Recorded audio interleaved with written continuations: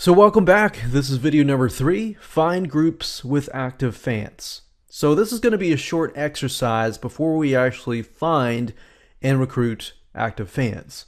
But before we do that, we want to go to Facebook, and at the very top, you're going to type in the keyword that relates to your specific Facebook fan page.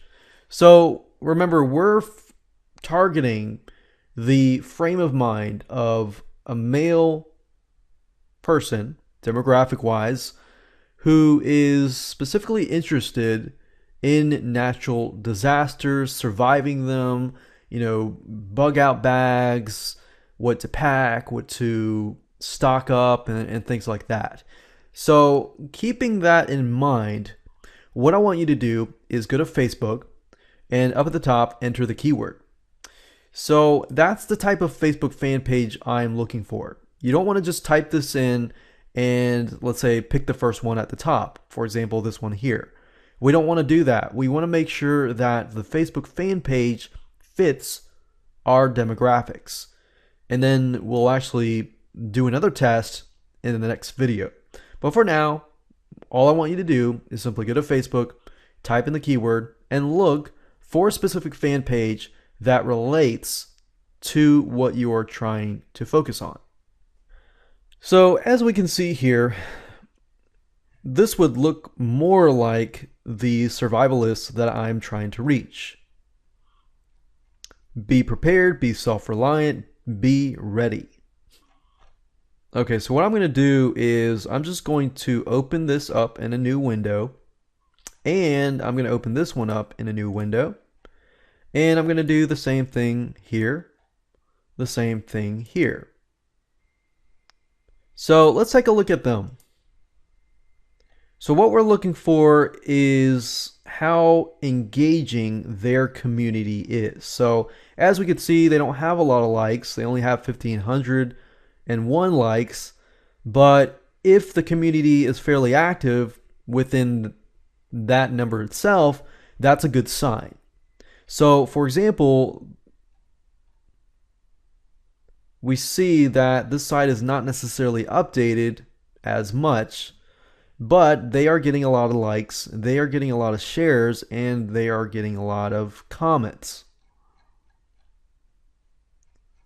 So what you're looking for is you're taking a look at all the pieces of content and seeing how engaging their community is. So for example, if you only see maybe one piece of content, and that piece of content out of, let's say, 50 pieces of content, only that piece of content is getting likes, shares, and comments, then that might be not a good sign.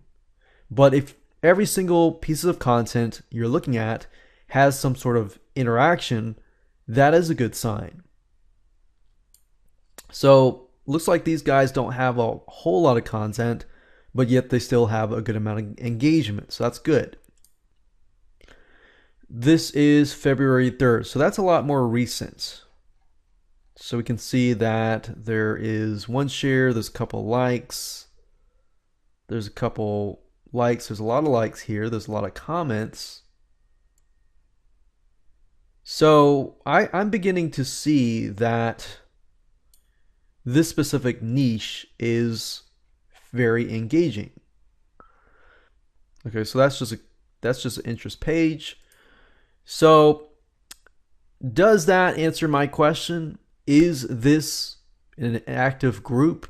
Yes, I can see that this topic is very active. Now, if you are at a point where you're finding that your topic is not as active, I recommend that you keep looking. If those data, those test results come back showing you that it's not as active, then you may want to look at a different niche. So this is a good test to figure it out before you create a Facebook fan page. If you've already created a Facebook fan page, then you can see that you may not necessarily be getting as much engagement. But I want to advise you to make sure to look at as many different Facebook fan pages as possible, because just looking at one is not going to tell you it all.